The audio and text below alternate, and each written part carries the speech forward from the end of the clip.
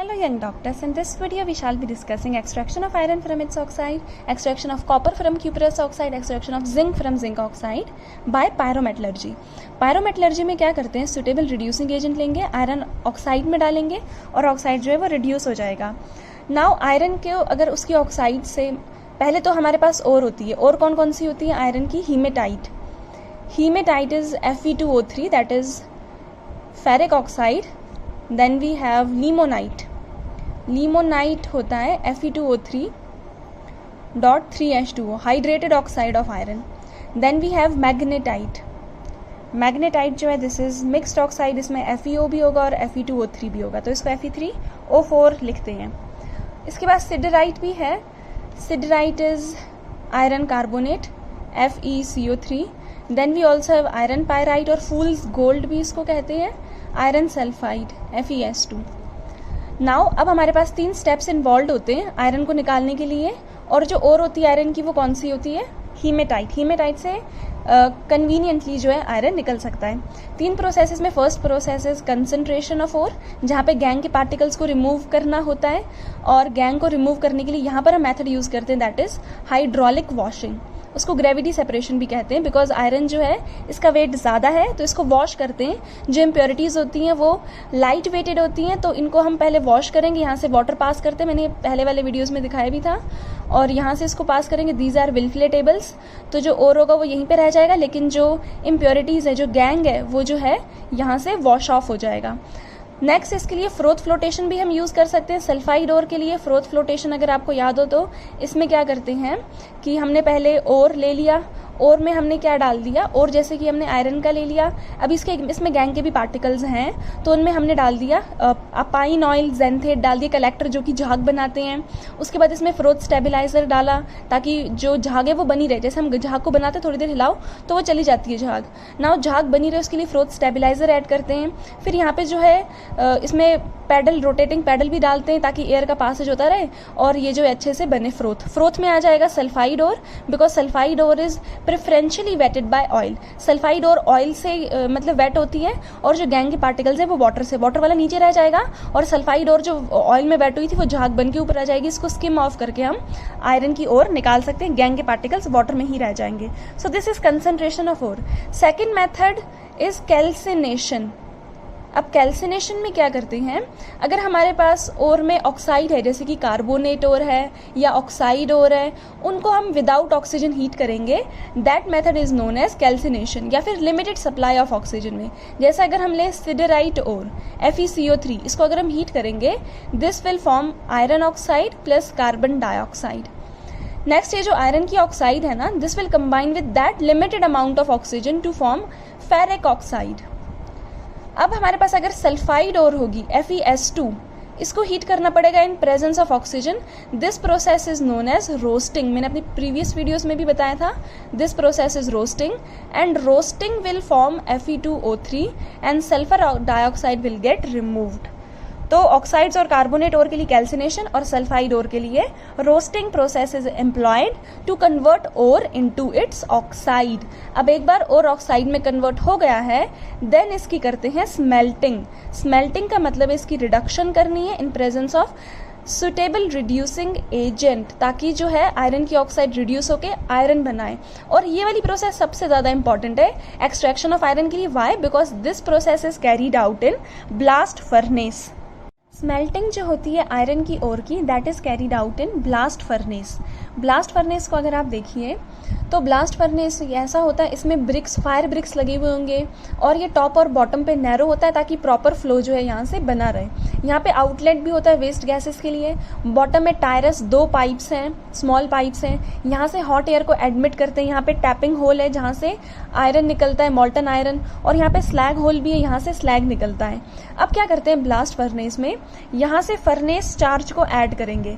Furnace charge जो होता है ना, इसमें कैल्साइंड ओर होगी. आपको पता है इससे पहले हमने कैल्सिनेशन की थी, तो कैल्साइंड ओर होगी, उसके 8 पार्ट्स होंगे, और इसके साथ इसमें कोक भी डाला हुआ होगा. कोक इज कार्बन, कार्बन का मतलब रिड्यूसिंग एजेंट, और यहाँ से लाइमस्टोन भी ऐड करेंगे. लाइमस्टोन है CaCO3. लाइमस्टोन स्लैग बनाने में हेल्प करता है, उसका सिर्फ 1 पार्ट. ये जो होता है कोक यहाँ पे फ्यूल की तरह भी एक्ट करता है, रिड्यूसिंग एजेंट की तरह भी। लाइमस्टोन जो होता है यहाँ पे फ्लक्स की तरह काम करता है, this is a basic flux जो एसिडिक इम्प्योरिटीज़ के साथ कंबाइन करके स्लैग बनाएगा आगे, ताकि एसिडिक इम्प्योरिटीज़ रिमूव हो सके। सो यहाँ पे क्या होगा, सबसे पहले हम यहाँ से हॉट एयर जो प्री हीटेड एयर होगी उसको टायरस से ऐड करेंगे यहाँ पे, और टॉप से हम डालेंगे यहाँ पे furnace charge cup and cone arrangement से। ये है कप एंड कोन अरेंजमेंट, ये है फर्नेस चार्ज, यहाँ से ऐड करेंगे। अब उसके बाद यहाँ पे कुछ वेरियस रिएक्शंस होंगी अलग अलग पार्ट में, क्योंकि अलग अलग जगह पे टेम्परेचर डिफरेंट है। सबसे पहली रिएक्शन होती है जोन ऑफ कंबशन, यहाँ पर होती है जहाँ पे टेम्परेचर 2170 केल्विन है, यहाँ पे रिएक्शन होती है। This zone is known as zone of combustion. अभी यहाँ पे आगे भी रिएक्शन होगी, उसको भी लिखना है। जोन ऑफ कंबशन में क्या होगा, कार्बन कोक जो हमने ऊपर से ऐड किया ऑक्सीजन के साथ मिलकर कंबाइन करके बनाएगा कार्बन डाइऑक्साइड। ये रिएक्शन एक्सोथर्मिक होती है, यहाँ पे फ्यूल बर्न हो रहा है, कोक बर्न हो रहा है, इसलिए यहाँ पे टेम्परेचर ज़्यादा होता है 2170 केल्विन। नेक्स्ट इसके बाद जो यहाँ पे कार्बन डाइऑक्साइड बना, इसके ऊपर जोन होता है, this is zone of heat absorption. इसके ऊपर ही जोन है, this is reaction number 1, this is reaction number 2, zone of heat absorption. Zone of heat absorption में क्या होता है कि जो कार्बन डाइऑक्साइड गया ये फिर से कंबाइन करेगा कार्बन के साथ to form 2 moles of carbon monoxide. अब यहाँ पे क्या बन गया, कार्बन मोनोऑक्साइड। यहाँ पे जो ये रिएक्शन थी ये कैसी है, एंडोथर्मिक, तो यहाँ पे टेम्परेचर फॉल करके 1623 नहीं 1423 तक चला जाता है, यानी ये वाला जोन है what, zone of heat absorption. Next उसके बाद अब यहाँ पे 1123 केल्विन पर एक रिएक्शन होती है, important reaction, that is slag formation. तो ये कौन सा जोन है, this is zone of slag formation. Zone of slag formation में स्लैग बनेगा, हमने ऊपर से क्या ऐड किया था, limestone. Limestone was what, CaCO3। CaCO3 पहले डिकम्पोज करके बनाएगा CaO plus carbon dioxide, then CaO जो होगा ये एसिडिक इम्प्योरिटीज SiO के साथ कंबाइन करके स्लैग बनाएगा, that is CaSiO3, calcium silicate, यहाँ पे स्लैग बन गया। अब उसके बाद इसके ऊपर जोन है 500 से 900 केल्विन तक, ये पूरा पूरा जोन है, this zone is known as zone of reduction. Zone of reduction में क्या होता है, जितनी भी जो हमने ये डाला था ना कैल्साइंड ओर, फेरिक ऑक्साइड, हीमेटाइट, जितनी भी और इनका रिडक्शन होता है। Fe2O3 जो होगा ये कार्बन मोनोऑक्साइड के साथ कंबाइन करके बनाएगा Fe3O4 एंड कार्बन डाइऑक्साइड। अब तो Fe3O4 बना ना, Fe3O4 में दोबारा से कार्बन मोनोऑक्साइड के साथ रिएक्शन होगी and this will again form FeO। अब FeO बनाएगा, नॉट Fe3O4। पहले Fe2O3 था, इसने मिक्स्ड ऑक्साइड बना, इसने दोबारा से क्या बना दिया, फेरस ऑक्साइड। फेरस ऑक्साइड बनाया ना। फेरस ऑक्साइड जो होता है ये कार्बन मोनोऑक्साइड के साथ फिर से कंबाइन करके this will form iron plus carbon dioxide. लेकिन ये रिडक्शन इतने कम टेम्परेचर पर नहीं होगी, ये यहाँ पर होगी, थोड़ा सा नीचे आके होगी। तो यहाँ पे तो FeO बन गया, फिर FeO थोड़ा सा नीचे आएगा और यहाँ पे रिएक्शन होगी FeO की CO के साथ टू फॉर्म आयरन। अब यहाँ पे जो है रिडक्शन हो रही है, जो अनरिड्यूस्ड हीमेटाइट और रह गई ना वो थोड़ा सा और नीचे आती है। यहाँ पे ये नीचे आने वाली रिएक्शंस में यहाँ पे लिख देती हूँ, यहाँ पर FeO बन गया, यहाँ पर रिएक्शन होती है FeO प्लस CO की to form iron plus carbon dioxide. इस तरीके से रिडक्शन होता है एट दिस टेम्परेचर। नाउ अब कुछ हीमेटाइट जो अनरिएक्टेड रह गया, अनरिड्यूस रह गया, वो नीचे आता है और यहाँ पर उसकी रिडक्शन होती है कार्बन के साथ, कोक के साथ to form Fe and carbon monoxide. Now you might be thinking कि कम टेम्परेचर पर CO क्यों लगा और ज़्यादा टेम्परेचर पर कोक क्यों लगा। तो इसके पीछे का रीज़न है एलिंगम डायग्राम्स।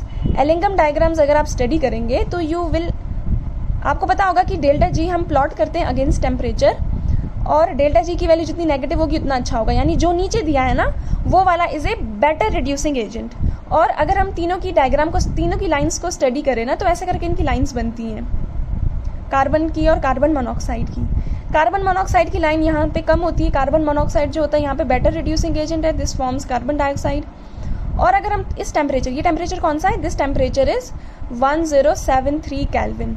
इस टेम्परेचर के नीचे carbon monoxide is a better reducing agent, लेकिन इस टेम्परेचर से ऊपर जो ग्राफ नीचे चला जाता है ना, ये किसका होता है, this graph is of carbon. Carbon plus oxygen gives carbon dioxide.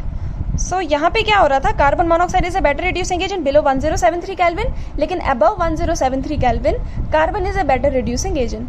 That is why यहाँ पे कम टेम्परेचर में, इतना कम भी नहीं है बट स्टिल यहाँ पर carbon monoxide is very effective, लेकिन above this temperature carbon coke is a better reducing agent and finally iron produce होता है और आयरन जो होगा मेल्ट हो जाएगा यहाँ पे। और इसमें अभी भी थोड़ी बहुत इम्प्योरिटीज बची हुई हैं, स्लैग अभी भी इसमें ना जो यहाँ पे मेल्ट हुआ था, स्लैग जो होगा ये अपर वाली लेयर बनाएगा, जो आयरन होगा ये हैवी होने की वजह से नीचे आ जाएगा और ये लोअर वाली लेयर से हम निकाल लेंगे, इसको बोलते हैं पिग आयरन, और यहाँ से निकल आएगा व्हाट, स्लैग यहाँ से निकल आएगा। अब ये जो पिग आयरन है ना, पिग आयरन में भी 4% तक कार्बन और बाकी इंप्योरिटीज भी प्रेजेंट होती हैं। अब इसमें हम क्या करते हैं, पिग आयरन को मेल्ट करते हैं फिर से कोक के साथ हॉट एयर ब्लास्ट में, उसके बाद कास्ट आयरन बनता है जिसमें 4% कार्बन इंप्योरिटीज से कम होकर इंप्योरिटीज कितनी हो जाती हैं, 3%। एक बार इसको स्टडी कर लेते हैं। So this was all about smelting of iron oxide using blast furnace. अब हमने ब्लास्ट फर्नेस में पिग आयरन तो बना लिया है, लेकिन हमें पिग आयरन से क्या बनाना है, अब रॉट आयरन। हमने कास्ट आयरन भी देखा था। नाउ अब हमें पिग आयरन से प्रिपेयर करना है रॉट आयरन। रॉट आयरन जो होता है वो प्योरेस्ट फॉर्म होता है कमर्शियल आयरन का, और इसमें बहुत कम इम्प्योरिटीज़ होती हैं। 0.2 से 0.5% तक की इसमें कार्बन प्रेजेंट होता है इम्प्योरिटीज, और थोड़ा बहुत ट्रेस अमाउंट्स में फॉस्फोरस सिलिकॉन भी प्रेजेंट होता है। So how it is prepared, it is prepared by decreasing carbon content. जितना भी पिग आयरन में कार्बन कंटेंट होगा उसको डिक्रीज करना है और उसकी इम्प्योरिटीज़ को ऑक्सीडाइज करना है। जितनी भी उसकी इम्प्योरिटीज़ होंगी we have to oxidise them. जैसे कि इसमें इम्प्योरिटीज़ हो सकती हैं सल्फर की, फॉस्फोरस की, सिलिकॉन की एंड मैंगनीज की। इसको रिवर बोरेटरी फर्नेस में लेते हैं और रिवर बोरेटरी फर्नेस में लाइनिंग होती है Fe2O3 की। रिवर बोरेटरी फर्नेस में लेते हैं जहाँ पे इंटरनली लाइनिंग होती है Fe2O3 की, और उसमें calcium carbonate as basic flux भी ऐड करते हैं। Fe2O3 जो हीमेटाइट है ना, ये सारी इम्प्योरिटीज को ऑक्सीडाइज कर देगा। जैसे कार्बन को ऑक्सीडाइज करके बनाएगा कार्बन मोनोऑक्साइड, और सल्फर का ऑक्सीडाइज करके बनाएगा सल्फर डाइऑक्साइड। ये दोनों गैसेस जो हैं एस्केप कर जाएंगी। उसके बाद ये अब जैसे कि सिलिका है ना, सिलिका मैंगनीज ऑक्साइड के साथ कंबाइन करेगा। सिलिका जो है ये इम्प्योरिटी है और यहाँ पे बनेगा स्लैग। लेकिन अगर कभी सिलिका मैंगनीज ऑक्साइड के साथ कंबाइन नहीं करता है, थोड़ा बहुत अगर मतलब अनरिएक्टेड रह जाता है, तो वो CaCO3 के साथ भी कंबाइन कर सकता है to form slag which is calcium silicate. This is manganese silicate, this is calcium silicate. और अगर फॉस्फोरस पेंटॉक्साइड भी प्रेजेंट होता है, फॉस्फोरस पेंटॉक्साइड भी हीमेटाइट लाइनिंग के साथ रिएक्ट करके it will form ferrous phosphate. तो ये सारे स्लैग्स बन रहे हैं लास्ट में। ये स्लैग रह जाएंगे, ये सब चीजें एस्केप कर जाएंगी। अब ये जो स्लैग रह गए ना, फिर हम मेटल को रिमूव करते हैं, स्लैग को उससे मतलब उसको रोलर में से पास करते हैं, स्लैग हट जाता है, सिर्फ क्या बच जाता है, आयरन। और जो रॉट आयरन बनता है ये प्योरेस्ट फॉर्म है कमर्शियल आयरन का, और मतलब ये काफ़ी प्योर होता है। और कार्बन जो होगा इसमें थोड़ा बहुत होगा, लेकिन वो ग्रेफाइट या सीमेंटाइट की फॉर्म में होगा। और ये डक्टाइल होता है, सॉफ्ट होता है, मेलिएबल होता है, टफ और रेजिस्टेंट होता है। इसे चेन वगैरह बनाते हैं, इसलिए मतलब रेलवेज बनाते हैं, नेल्स बनाते हैं, वो सब बनाने में काम आता है। Extraction of iron from its oxide. Chief ores जो होती हैं आयरन की, that are hematite, red oxide of iron, limonite, hydrated oxide of iron, magnetite which is a mixed oxide, FeO.Fe2O3, magnetic oxide of iron, siderite, spathic और FeCO3, iron pyrite और fool's gold that is FeS2। आयरन जो होता है हीमेटाइट ओर में से ज़्यादा extract करते हैं, लेकिन इसको कभी कभी FeS2 में से भी एक्सट्रैक्ट करते हैं। इसमें 3 प्रोसेसेस होती हैं, कंसंट्रेशन ऑफ और कैल्सिनेशन और roasting, and third one is smelting in blast furnace and after that refining. Now concentration में क्या होता है, हम इधर इसको करते हैं ग्रेविटी सेपरेशन से, या जिसको हाइड्रोलिक वॉशिंग भी कहते हैं, या फिर अगर सल्फाइड ओर होगी देन इन दैट केस हम फ्रोथ फ्लोटेशन की प्रोसेस भी यूज करते हैं। अब यहाँ पे कैल्सिनेशन करेंगे जब कार्बोनेट या ऑक्साइड ओर होगी, और रोस्टिंग करेंगे जब यहाँ पे सल्फाइड ओर होगी। कार्बोनेट ओर की calcination that means heating in absence of oxygen, और यहाँ पे थोड़ा बहुत लिमिटेड सप्लाई ऑफ एयर में, मतलब बिल्कुल ही 0% नहीं, लिमिटेड सप्लाई में, तब यहाँ पे वही लिमिटेड सप्लाई जो है that is forming Fe2O3। Now in case of sulphide और roasting is done, that is heating in excess of oxygen to form oxide. हमारा मेन मोटिव क्या है रोस्टिंग और कैल्सिनेशन का, we have to form oxide. अब यहाँ पे oxide बन गए, इसके साथ ही जो इम्प्योरिटीज थी ना वो भी ऑक्सीडाइज होकर गैसियस फॉर्म में निकल जाएंगी। अब ऑक्साइड बन गया है, देन ऑक्साइड को रिड्यूस करना है। उसके लिए भी अगर हम कार्बन के साथ रिड्यूस करेंगे, that process is known as smelting. Smelting जो होती है इस तरीके से ब्लास्ट फर्नेस में होती है। ब्लास्ट फर्नेस में आप देखिए डिफरेंट डिफरेंट जोन्स है ऑफ डिफरेंट डिफरेंट टेम्परेचर। यहाँ पे आप देखिए तो एक ऊपर वाला लेयर बनती है, एक लोअर लेयर बनती है। लोअर लेयर पिग आयरन की बनती है, अपर लेयर स्लैग की बनती है लास्ट में। इस तरीके से हम पिग आयरन को निकाल सकते हैं फ्रॉम इट्स ओर। अब ये जो ओर थी ना, जिसको हमने कैल्साइन कर लिया है, कैल्साइंड ओर में कोक या और साथ में लाइमस्टोन डाल के यहाँ से ऐड करते हैं, तो डिफरेंट डिफरेंट जोन्स में रिएक्शन होती है। सबसे पहली रिएक्शन यहाँ पे होगी, हम टायरस से यहाँ पे ऑक्सीजन यहाँ से मतलब जो है हीट करके प्री हीटेड वाटर यहाँ से ऑक्सीजन एयर जो है यहाँ से पास करेंगे। तो सबसे पहले क्या होगा, जो हमने यहाँ पे लिया हुआ था ना कोक, वो इसी ऑक्सीजन के साथ कंबाइन करेगा। इसको बोलते हैं जोन ऑफ कंबशन। सबसे पहली रिएक्शन यहाँ पे होगी हाई टेम्परेचर पर, and carbon dioxide will be formed. उसके बाद जोन ऑफ हीट एब्जॉर्प्शन, यहाँ पे हीट रिलीज हो रही है, यहाँ पे हीट एब्जॉर्ब होती है। वही कार्बन डाइऑक्साइड जो बना था ये कोक के साथ कंबाइन करके कार्बन मोनोऑक्साइड बनाएगा। इसके ऊपर वाला जोन आता है zone of slag formation. Calcium carbonate जो हमने ऊपर से डाला था लाइमस्टोन, ये ब्रेक करके बनाएगा CaO CO2। CaO जो है ये एक बेसिक फ्लक्स है, ये SiO2 के साथ कंबाइन करके CaSiO3 बनाएगा। कैल्शियम सिलिकेट स्लैग बन गया, यही स्लैग नीचे गिरेगा, यहाँ पे स्लैग बन गया। नाउ जोन ऑफ रिडक्शन, यहाँ पे वही ऑक्साइड और जो हमने ऊपर से डाली थी CO के साथ कंबाइन करके फेरिक ऑक्साइड, ये क्या है, दिस इज मैग्नेटिक ऑक्साइड। उसके बाद और भी रिएक्शंस होंगी, मैंने यहाँ पे लिखी हुई है डिफरेंट डिफरेंट टेम्परेचर पर। ये थोड़ी सी कम पर है, ज़्यादा टेम्परेचर पर यही फिर से CO के साथ कंबाइन करके FeO बनाएगा, और Fe2O3 भी यहाँ पे CO के साथ कंबाइन करके FeO बनाएगा। नाउ 1123 केल्विन पर यही FeO CO के साथ कंबाइन करके आयरन बना रहा है, थोड़ा सा और नीचे, और उससे भी अगर और नीचे आएंगे तो Fe2O3 को कार्बन रिड्यूस करके आयरन बना रहा है। नाउ आप देखिए कम टेम्परेचर पर CO हमने यूज़ किया और हाई टेम्परेचर पर हमने कार्बन यूज़ किया based on this Ellingham diagram. Ellingham diagram में इस टेम्परेचर पर CO नीचे आता है, लेकिन इस टेम्परेचर पर C नीचे आता है। जो एलिंगम डायग्राम में जितना नीचे आ रहा है, यानी जिसकी वैल्यू डेल्टा G जितना नेगेटिव है ना, वो उतना ही बेटर रिड्यूसिंग एजेंट है। दैट इज वाई इस टेम्परेचर पर CO is employed, whereas at this temperature C is acting as reducing agent. अब आयरन बन गया है, यही आयरन जो होगा फ्यूज करेगा, मेल्ट होकर नीचे आएगा। तो स्पॉन्जी आयरन मेल्ट करेगा, उसमें इंप्योरिटीज भी डिजोल्व होंगी, मॉल्टन स्लैग और मॉल्टन आयरन नीचे आएगा। अब कैल्शियम सिलिकेट लाइट होने की वजह से ऊपर रह जाएगा, whereas heavy molten iron जो है ये लोअर लेयर बनाएगा, और हम इसको टैप ऑफ कर सकते हैं। नाउ सी 1073 केल्विन से नीचे CO जो होता है that is a better reducing agent, लेकिन above this temperature C is a better reducing agent. 1073 kelvin और above coke is used as reducing agent, whereas temperature below this CO is used as reducing agent. जो iron बनता है ना उसमें 4% carbon और कुछ impurities होती हैं, that iron is known as pig iron. इससे हम कास्ट आयरन बनाते हैं, उसमें स्क्रैप आयरन और कोक को फिर से डाल के अब कार्बन कंटेंट 3% हो जाता है, that iron is known as scrap iron. हमने अगर रॉट आयरन बनाना है which is the purest form of carbon, इसमें कार्बन जो होता है which is the purest form of iron, इसमें से 0.2 से 0.4% ही कार्बन होता है, this is purest form of iron. Wrought iron जो है कास्ट आयरन से बनता है, उसमें कार्बन कंटेंट डिक्रीज करते हैं, इंप्योरिटीज को ऑक्सीडाइज करते हैं। ये देखिए आप कार्बन सल्फर की इंप्योरिटीज ऑक्सीडाइज हो गई हैं यहाँ से, और CO और SO2 तो एस्केप कर जाएंगे। MnO जो बच गया ये सिलिका के साथ कंबाइन करके मैंगनीज सिलिकेट बनाएगा। यहाँ पे आप लिख सकते हो कि सिलिका भी हम इसमें ऐड करते हैं साथ में, लाइंड इनसाइड विद हीमेटाइट, और यहाँ पर सिलिका भी प्रेजेंट होता है, सिलिका इज ऑल्सो प्रेजेंट। उसी जो हमने फर्नेस लिया है रिवर बोरेटरी फर्नेस, उसमें सिलिका भी होता है। So this is the role of silica है, यू हैव अंडरस्टूड। स्लैग बना दिया, अब P4O10 Fe2O3 के साथ कंबाइन करके एक और स्लैग बनाएगा। रिड्यूस होने के बाद मेटल को हम हटा देंगे फर्नेस में से, और उसमें से जितना भी स्लैग है वो रिमूव हो जाएगा। Then we got the purest form of iron, that is wrought iron with 0.2 to 0.4% carbon. Sorry, not 0.4 but 0.5. 0.2 to 0.5% carbon is present in wrought iron. Extraction of copper from cuprous oxide. Cuprous oxide होता है Cu2O, तो Cu2O में से क्या बनाना है, copper extract करना है। तो इसके लिए भी पूरी मेटलर्जिकल प्रोसेस के 3 स्टेप्स होते हैं, जैसे कि हमने आयरन के केस में भी पढ़ा था। फर्स्ट स्टेप क्या होता है, कंसंट्रेशन ऑफ ओर, जिसमें इम्प्योरिटीज को निकालते हैं, गैंग के पार्टिकल्स को रिमूव किया जाता है, और हम कॉपर की जो है सल्फाइड ओर लेते हैं। दैट इज वाई यहाँ पे कौन सा मेथड लगता है, फ्रोथ फ्लोटेशन। फ्रोथ फ्लोटेशन में आप मेरा वीडियो देख सकते हैं कंसंट्रेशन ऑफ ओर का।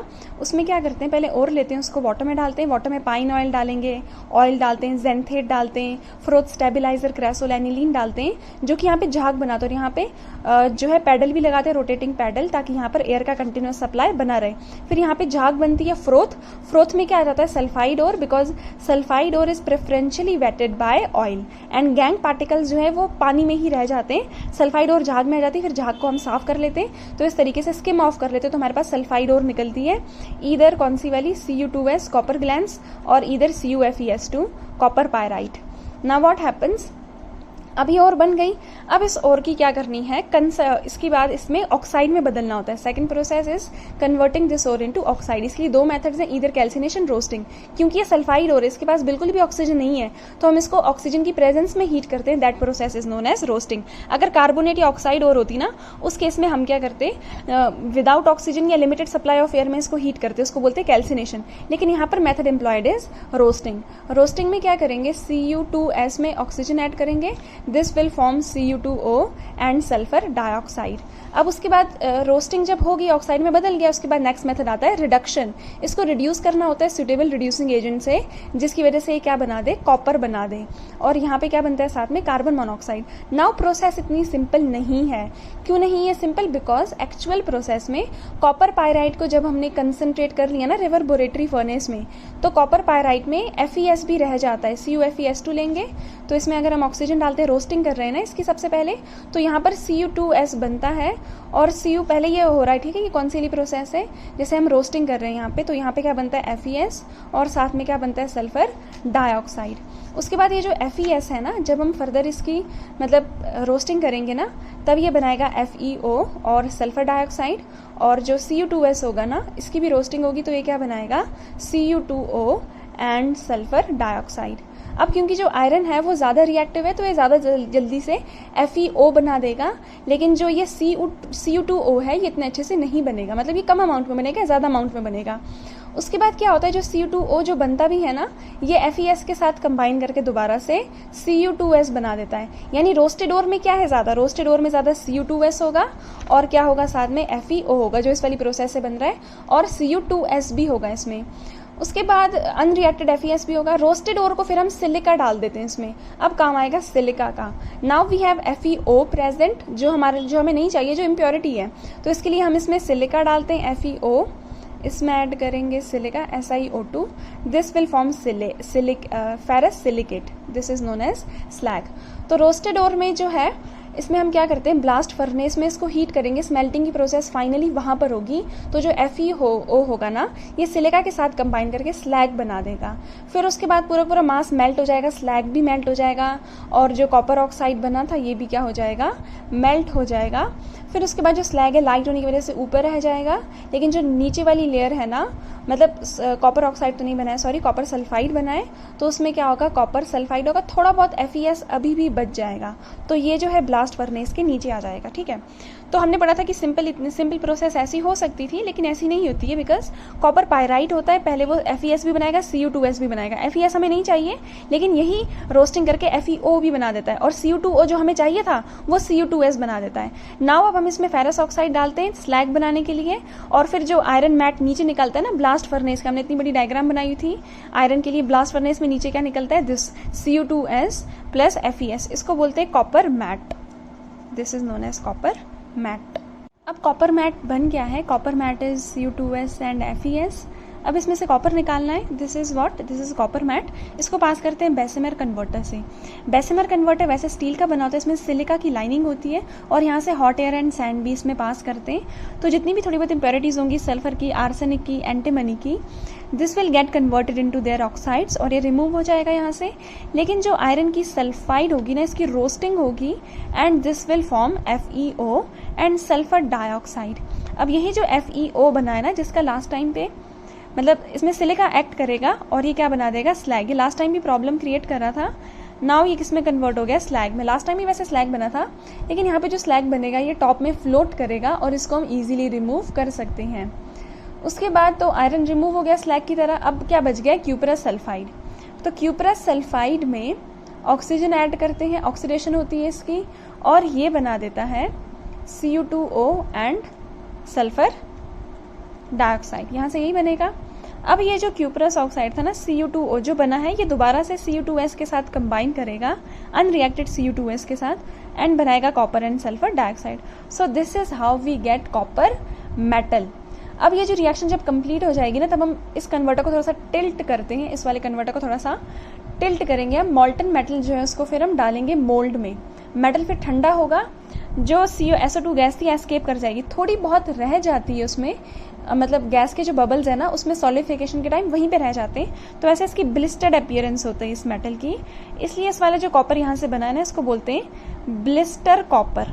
इसकी बिकॉज ब्लिस्टर्ड अपीयरेंस होती है because of the presence of sulphur dioxide, that is why this is known as blister copper.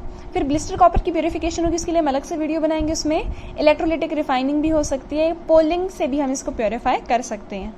Extraction of copper from cuprous oxide. तो पहले कॉपर जो होता है कॉपर सल्फाइड या कॉपर पायराइट की फॉर्म में होता है, this is also known as copper glance और कैल्कोसाइट, और ये क्या होता है, कॉपर पायराइट। नाउ इस फॉर्म में होता है क्योंकि सल्फाइड ओर से, तो इनकी कंसंट्रेशन कैसे करेंगे, फ्रोथ फ्लोटेशन से। कंसंट्रेशन का मतलब होता है इसमें से गैंग को रिमूव करना है। अब गैंग रिमूव हो गए, अब इसको ऑक्साइड में बदलना है। ऑक्साइड में बदलने के लिए we have the method of roasting, because ये सल्फाइड ओर है, सल्फाइड ओर को हम हीट करते हैं excess of oxygen, this process is known as roasting. Roasting कर लिया, ऑक्साइड बन गया। अब उसके बाद इसकी करते हैं रिडक्शन, इसमें कोई रिड्यूसिंग एजेंट डालेंगे और ये रिड्यूस होकर मेटल बना देता है। Cu2S के लिए तो ये प्रोसेस काफ़ी ईजी है, लेकिन CuFeS2 के लिए ये प्रोसेस इतना ईजी नहीं है। वाई? बिकॉज CuFeS2 जो है ये Cu2S और FeS बनाता है, और FeS तो आसानी से फेरस ऑक्साइड बना देगा, लेकिन Cu2S इतनी आसानी से Cu2O नहीं बनाएगा। इनफैक्ट ये दोबारा से FeS के साथ कंबाइन करके Cu2S दे देगा। यानी हमारे पास FeO तो है, लेकिन हमारे पास Cu2O जो है ये नहीं है, और उसकी जगह क्या है, Cu2S है। अब ये बन गया। उसके बाद हम रोस्टेड ओर में डालते हैं सिलिका और कोक, और इसको स्ट्रांगली हीट करते हैं। तो जो FeO था this forms slag. Slag upper layer बनाएगा, लोअर जो मॉल्टन लेयर आ गई ना उसमें यही Cu2S होता है, और थोड़ा बहुत अनरिएक्टेड FeS भी होता है, क्योंकि FeO तो गया, उसने तो स्लैग बना दिया। अब पीछे दोनों की सल्फाइड्स बच गए, copper sulphide and iron sulphide. Now अब कॉपर को इस मैट में से निकालना है जिसमें Cu2S भी और FeS भी है। उसके लिए हम इसको बेसेमर कन्वर्टर में डालते हैं, जिसमें सल्फर, आर्सेनिक, एंटीमनी थोड़े बहुत अगर प्रेजेंट भी हैं तो वो वॉलेटाइल ऑक्साइड्स में कन्वर्ट होके रिमूव हो जाते हैं। सो दिस इज बेसेमर कन्वर्टर, जिसमें बेसेमराइजेशन होती है। यहाँ पे Cu2S और FeS आते हैं। Cu2S और FeS जो है यहाँ पे रिएक्ट करते हैं। FeS जो होगा वो ऑक्सीडाइज हो जाएगा FeO में, जो सिलिका के साथ कंबाइन करेगा टू फॉर्म स्लैग। अब ये स्लैग तो यहाँ से, मतलब देखिए ये मॉल्टन मैट है ना, ये स्लैग जो है हम इसको निकाल सकते हैं इजीली। ये जो होगा ये ऊपर वाली लेयर बनाएगा, देन हम उसको रिमूव कर सकते हैं। जो Cu2S है ना, ये ऑक्सीडेशन अंडरगो करेगा टू फॉर्म Cu2O, जो फिर से Cu2S के साथ कंबाइन करके ये यहाँ पे बन गया कॉपर। अब हमारे पास कॉपर आ गया है, लेकिन इस कॉपर के साथ सल्फर डाइऑक्साइड गैसेस भी बनी है, जो मतलब क्या होता है कि उसके साथ सम ऑफ द गैस बबल्स जो होते हैं उसमें सॉलिडिफिकेशन के टाइम वहीं पे ट्रैप हो जाते हैं, that gives it blister like appearance. ऐसे ब्लिस्टर जैसी अपीयरेंस होती है, that is why this copper is known as blister copper. Now blister copper को हम फर्दर प्योरीफाई करेंगे, रिफाइनिंग के लिए अलग से वीडियो आएगा। इलेक्ट्रोलिक रिफाइनिंग से भी कर सकते हैं, इलेक्ट्रोलिटिक रिफाइनिंग से भी, या पोलिंग से भी हम कॉपर को मतलब नियरली 100% तक हम एक्स्ट्रा प्योर बनाते हैं। यहाँ पे ब्लिस्टर कॉपर बनता है इस मेथड से।